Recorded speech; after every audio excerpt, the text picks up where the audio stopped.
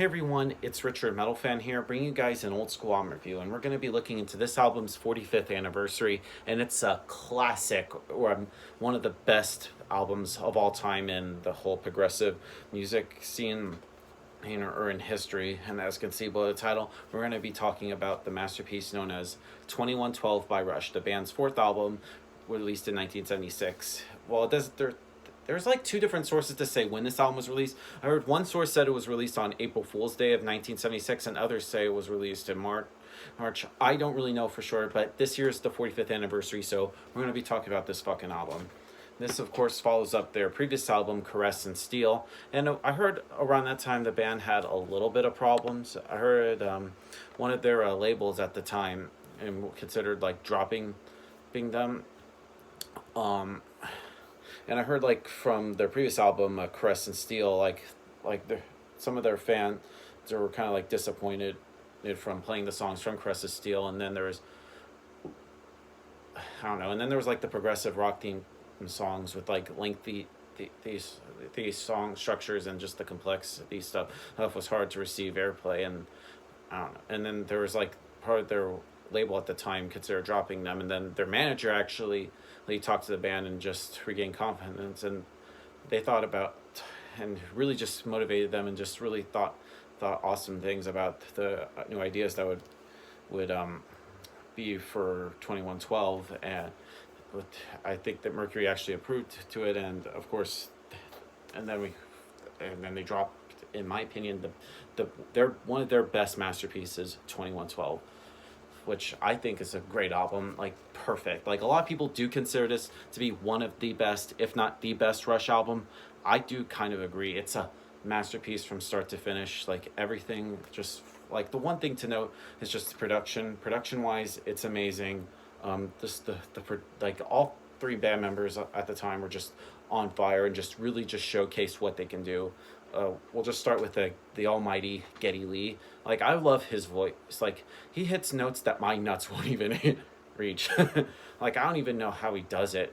And he honestly, I hear some more of the recent stuff, or even before they broke up, and I'm like, damn, it's insane that he still had the same voice as he does in the 70s. And just his bass playing, I think, is really audible. With every Rush album, like Geddy Lee definitely has his bass really well heard in the mix, and he also plays keyboards. And I've said this a lot with other bands having keyboard players. I feel like the keys in Rush's sound, or any other bands that have keyboard players, that really adds a lot of like depth and like layers to their music, which I think it is one of the best things I like. The guitar work from Alex Lifeson, I just love like the riffs that he does, and just the different effects and different pedals and everything. And the drumming wise, Neil Peart, rest in peace, is a great drummer. There's no denying that. Like it's a known fact. So yeah. Without further ado, let's dive into this album track by track. And one thing we're going to talk about is the main piece of the album, which takes up the majority of this. In fact, it takes up like the whole side A, is the title track of the album, 2112, which is just a 20-minute long progressive masterpiece, which I heard the concept of it talks about a story of a man who discovers a guitar in like a society without creativity and freedom. And then I feel like the instrumentation of the song just fits perfectly with the story of it. In the beginning of the song opens up with sort of like kind of like sci-fi like noises that morph into a great guitar sound which means to paint the picture of and sort of like the society that the main character is. And then it quiets down, and then it just goes all out, and then there's the great guitar solo, just really just amazing. And then it just another great musical change. And just I love how this song definitely changes between different emotions. It has like some great rock and stuff, and then just very slow kind of like ambient parts. And I just love how the song just closes out with just a great exploding style, which meant to sort of like symbolize the start of another war, kind of like similar to the beginning of the song. A great song, one of the best songs in Rush's catalog, and not the Rush's like magnum opus. So yeah. Then we move on to the next 5 songs, which are pretty much very shorter and pretty much simple, and it pretty much takes up the last half of the album. We'll just start with Passage to Bangkok. Now, Passage to Bangkok is just a fairly kind of like straightforward rock song, and it's pretty fun to listen to. It's really catchy sounding. The Twilight Zone, which I think is really melodic and also pretty much dark at the same time. And there's also a little bit of references to the song or in the song about the TV show of the same name, which I feel like Rush might I wonder if Rush at the time we're actually watching this show and they're thinking, you know what, why don't we make a song based off of the Twilight Zone? And I think it's a pretty good song. Next song in the album is called Lessons. Now Lessons is kind of an interesting song. It's a lot more, has a bit of a upbeat and happy vibe, which also follows with like acoustic guitars and a great guitar solo that follows on top of that.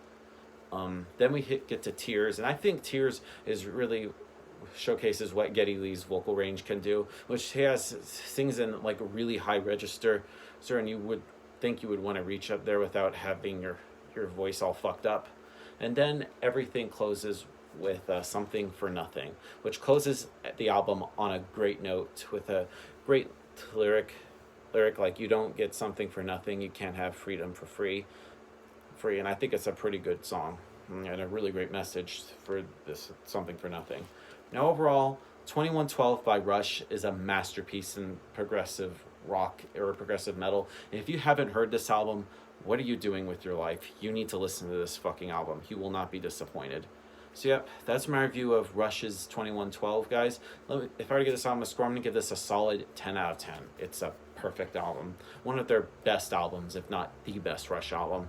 So yeah, thank you guys for watching this review, and I'll see you all in the next video. And as always, keep it metal.